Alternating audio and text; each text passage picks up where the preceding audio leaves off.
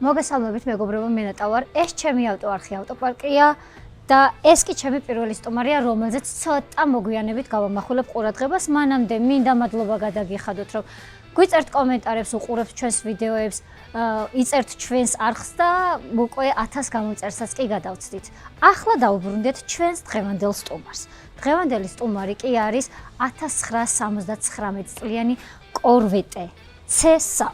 და ცხოვრის გაჩვენებთ ჯერ. ნახეთ, რა საოცრად ლამაზი სტუმარი გვყავს. ისეა შეფუთული, რომ არ ვიცი. საოცარი მანქანაა.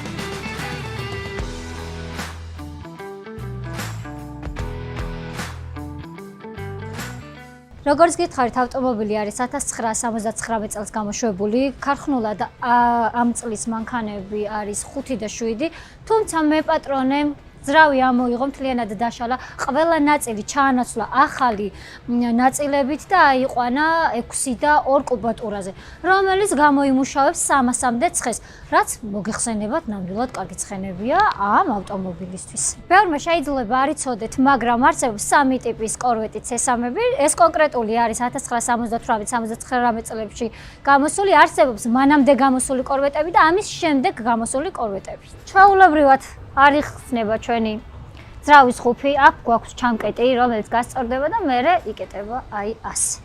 რა ხდება ძრავში? ქარხნულად ეს ძრავები არის 5 და 7. უბრალოდ მე როდესაც ეს მანქანა ჩამოვიდა, მე პატრონემ ძრავი ამოიღო, მთლიანად დაშალა, ყველაფერი შეცვალა და კუბატურა აწია 6 და 2-მდე. გამოიმუშავებს დაახლოებით 300-მდე ცხენს და ძალიან მაგარია. ეს არის ულამაზესი ფილტრი, გარშემო ყველაფერი ის ასევე არის ყველაფერი ახლით ჩანაცვლებული, რომ მთლიანად ახალი ნაწილებით გვაქვს ძრავი და გარშემო ყველაფერი ამ მოდელში. ავტომობილი ჩამოვიდა მუშა მდგომარეობაში, მაგრამ მე პატრონეს უნდოდა რომ ძრავი ამოიღო და ყველა ნაწილი ჩაენაცვლებინა ახლით, უნდოდა ახალი ძრავი. ასეც მოიქცა, შეცვალა ძრავში ყველა შიდა ნაწილი, ასევე გარე ვიზუალს რაც აქვს, ესენიც ყველაფერი შეცვლილია ახალით. გაუკეთა ძრავს ფორსირება, ანუ გაზარდა ცილინდრები და კუბატურა გაიზარდა 6 და 2-მდე. ამ ეტაპზე გვაქვს ახალი ძრავი 450 კილომეტრ გარბენით. მე პატრონემ ძალიან დიდი შრომა, ენერგია და ფინანსები ჩაადო, რომ ეს მანქანა ამ მდგომარეობამდე მიიყვანა. ყველაფერთან ერთად, რა თქმა უნდა, გამოცვალა მთლიანად სავალი ნაწილები, ასევე შეცვლილია დაყიდების სისტემა, რომელიც აყენია სპორტული და ის უზრუნველყოფს, რომ ავტომობილი ტრასაზე იდგეს სტაბილურად და ბევრად უფრო მანევრირებადი იყოს, ვიდრე ჩვეულებრივ მდგომარეობაში იქნებოდა ის. როგორც ამერიკული მანქანების იმდროინდელ ავტომობილებს ახასიათებდა დიდი ცხვირი, ესეც საკმაოდ დიდი ცხვირით გვაქვს წარმოდგენილი. რომ გითხრათ, რომ ცუდია თუ არა, პირიქით ძალიან უხდება და აი ძალიან ბრუტალური და აგრესიულია. თუ გამოყვებით ფრთას, აი კუნთიანი კაცივით არის ისე აწეული, ძალიან ლამაზად მოყვება. აქ გვაქვს ჭრილი და ესეც ძალიან უხდება და ორიგინალურია მე მომწონს. სარკეები ძალიან პატარა გვაქვს, მოცუცქნული, უპატარავესი. მე რაც ძალიან მომეწონა არის ის, რომ არ გვაქვს გამოსაღები და ვაღებთ ასე ძალიან ლამაზად და ელეგანტურად. კიდევ რაც ძალიან მაგარი აქვს სპოილერი, რომელიც ქარხნული არ არის და მე პატრონემ დააყენა და ყველაზე ლამაზი დეტალი ამ ავტომობილში ჩემთვის არის ეს ბენზინის ბაკის ხუფი, რომელიც განთავსებულია აქ. ძალიან ორიგინალურია, ლამაზია და აი ვერც იფიქრებ, რომ აქ შეიძლება ბენზინის ჩასასხმელი ადგილი იყოს. მაინც ყოველთვის გვერდებიდან ველოდებით. ტრაკი ძალიან ლამაზია, კი ვუყურებთ. დისკებს რაც შეეხება, აყენია 15-იანი დისკები და 2020 წლიანი სულ ახალი საბურავები. ჭერს რაც შეეხება, ჭერი არ ჩამოყვა, ამიტომ ესეც გვაქვს ძალიან ძვირად ღირებული პანორამა ყველაფერთან ერთად და ძალიან ლამაზია. ძრავის ხუფს თუ აქედან შევხედავთ, აი იმდენად განსხვავებული და ლამაზია, ვერ წარმოიდგენთ. თუმცა ქარხნული ესეც არ არის, ესეც მე პატრონემ ავთერმარკეტის დააყენა, ჩემი აზრით უხდება, ვერაფერს ვერ დაუწუნებ ამ ძრავის ხუბს. წინა მხარე ხომ იმხელა აქვს ძრავის ეს მთელი ამბები ძალიან ლამაზად არის განლაგებული და რომ შეხედა უკანა მხრიდანაც ვიტყვი რომ საკმაოდ დიდი საბარგული უნდა ჰქონდეს, მაგრამ საბარგული არ გვაქვს. ხომ წარმოგიდგენიათ ამხელა მანქანა და საბარგული არ გვაქვს, მაგრამ გვაქვს საბურავი შესანახი ადგილი და თუ გამოიცნობთ სად არის. აი აქ. რომ ვიცოდეთ ავტომობილი არის ტარგა და შეგვიძლია ეს გავხსნათ, მოვხსნათ ასე და უკან მოვათავსოთ სალონში, იმიტომ რომ საბარგული არ გვაქვს. მოვიდა დრო რომ გადავიდეთ სალონზეც და აუცილებლად უნდა ჩაგახედოთ ამ ავტომობილის სალონშიც. პირველ რიგში გეტყვით იმას, რომ ყველაფერი არის ჩანაცვლებული ქარხნული ორიგინალი ნაწილებით, გაკეთებულია ხმის და თერმოიზოლაცია.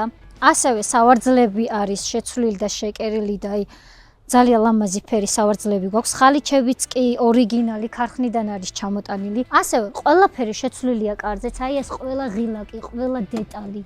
აი ყველაფერი არის სათითაოდ შერჩეული ამ მანქანისთვის ჩამოტანილი და დაყენებული.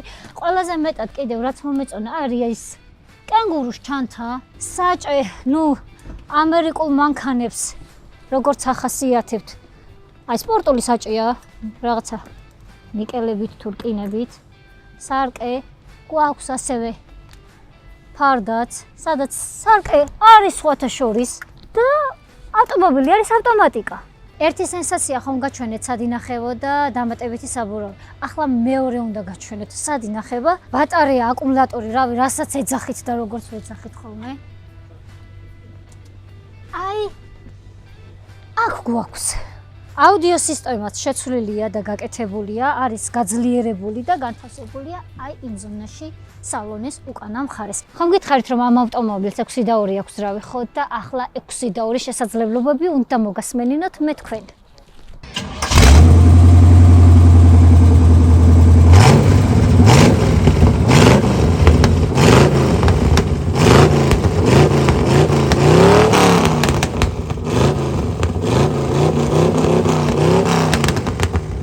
მანქანის ჩამოყვანას თუ გადაწყვეტთ, არც ისე მარტივად არის საქმე რა. რომ ჩამოიყვანთ, კი შეიძლება დაგხვდეთ ის, რასაც ელოდებოდით 45 წლიანი მანქანიდან გამომდინარე, მაგრამ მოგეწევთ ყველაფრის შეცვლა, რაც ცოტა თანხასთან ნამდვილად არ არის დაკავშირებული და სადღაც 50-ზე მაინც ადიხართ, ამიტომ სჯობია აქ იყიდოთ, ან მზად იყოთ იმ თანხისთვის, რაც რეალურად ჩდება ეს მანქანა. ტარება ძალიან ხისტია, აი უზომოდ ხისტის ატარებელია. ყველაფერს გრძნობ მანქანაში, ხმა ისმის ყველაფერს, თითქოს ძრავი აი აქ გიდევს. აი ძრავი სულ გესმის ამის გრუხუნი, მაგრამ ერთის მხრივ სასიამოვნოა. ვისაც უყვარს ამ ხმის მოსმენა მუდმივ რეჟიმში, იმათვის კარგია, მაგრამ ჩემთვის ცოტა არაკომფორტული და დამღლელიც კი არის. საჭე საკმაოდ უხეშია, მაგრამ ვერ ვიტყვი რომ მანევრირებადი არ არის თვითონ მანქანა, საკმაოდ კარგად მოყვება ზოლიდან ზოლში, გასწრებაზე და ასე შემდეგ. კარგი ის არის კიდევ რომ სამუხრუჭე სისტემაც საკმაოდ გამართული აქვს, ანუ რეაქცია კარგი აქვს, შენს ფეხს ავტომატურად მოყვება და არ გეშინია რომ ვაი და ძალიან ახლოს არ მივიდე და მანქანა წინ არ დამიმუხრუჭასა, მსგავსი შეგრძნება არ არის. რაც მე თვითონაც ძალიან მომწონს და მეკომფორტულება ამხელა მანქანაში. უბრალოდ წინ არაფერი არ ჩანს. აი აბსოლუტურად არაფერი არ ჩანს. ხილვადობა აქვს საშინელად ცუდი. ერთადერთი ზოლს თუ გააკონტროლებ წინა მარცხენა ფრთით, იმიტომ რომ აი ეს კუთხე ჩანს მხოლოდ. წინა მარცხენა ფრთა არის კონტროლიორი, ასე რომ ვთქვათ და მაგით უნდა განსაზღვრო სად დადიხარ, რომ არაფერს არ მოედო და გაედო. კიდევ ერთს გეტყვით იმას, რომ ვინც იყიდეს ამ მანქანას და უნდა რომ ჰყავდეს, ასე ყოველდღიური მანქანა არ არის და ამით ყოველდღიურად ვერ გამოხვალ ტრასაზე, ჯერ იმიტომ რომ საოცრად ბევრს წვავს, მერე იმიტომ რომ შარია. ეს მანქანა გამოიყვან ვინმე დაგეჯახოს, თავიდან არის ყველა ეტაპი გასავლელი, ამიტომ უნდა მოუფრთხილდეთ და ისეთი მანქანაა რა, აი რომ იცი რომ მყავს და აი გეხარია. გამოხვალ თავისუფალ გზაზე, იკაიფებ, შენსაც გაისწორებ და მე მიტრიალდები, მიიყვან გარაში და გაჩერდები.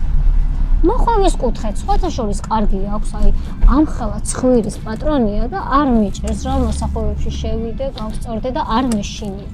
დაკიდების სისტემა საკმაოდ ხისტია. ახლა უნდა მოგასმენინოთ ხმა სალონში თუ როგორ ისმის, როცა ჩააჭერ. აი ძრავი თითქოს აქ გიდევს თქო რომ გეუბნებოდით, აი ეგ მინდა დაგიდასტუროთ.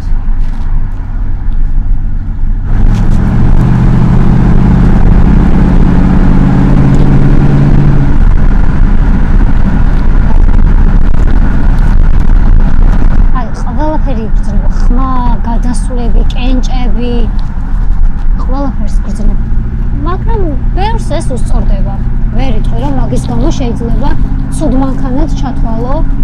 დღეს დავამთავრეთ მოკლედ ამ ბეტმენ ოქარის გადაღება.